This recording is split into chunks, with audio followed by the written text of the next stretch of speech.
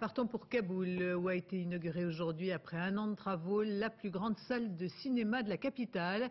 Une restauration d'un bâtiment datant des années 30 grâce à des fonds français, symbole du droit à la culture et au divertissement après les années d'obscurantisme des talibans. Ce cinéma est une fenêtre sur le monde. Vincent Nguyen, Gilles Jacquier. Il y a 32 ans, cet Afghan a décidé que le cinéma était toute sa vie. Nour est projectionniste à Kaboul, dans un pays miné par un quart de siècle de guerre. Ce n'est pas un film. Il a vu des horreurs, perdu des amis. Ce cinéma dans lequel il a débuté, un tas de ruines.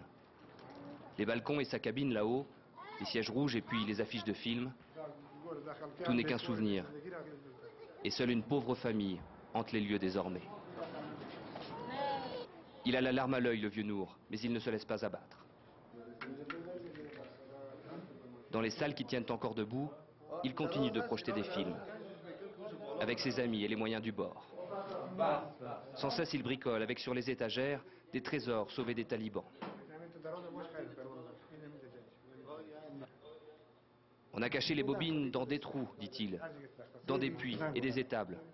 Voyez dans quel état sont ces vieilles boîtes. Mais il y a du neuf dans la vie de Nour, l'Ariana. Le cinéma est entouré de blindés, mais cette fois c'est pour le protéger. Il vient d'être rénové et le ministre français de la Culture est venu l'inaugurer, avec Claude Lelouch, président de l'association qui a mené le projet. Un an de travaux avec architectes et capitaux français, mais ouvriers afghans, pour une salle de 600 places, digne des plus belles d'Europe.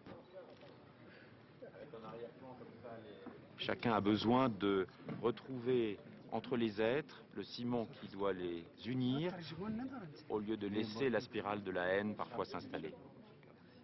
Et puis, vous savez, Wim Wenders l'a dit, plus nos images seront belles, plus le monde sera beau.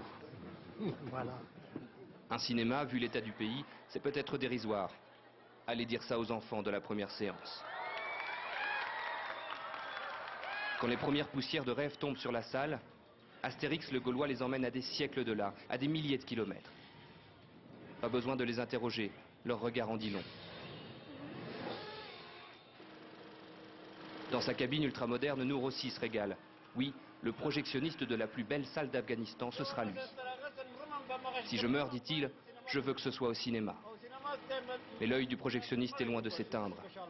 À la lumière d'une salle obscure nommée Ariana, il vient de se réveiller.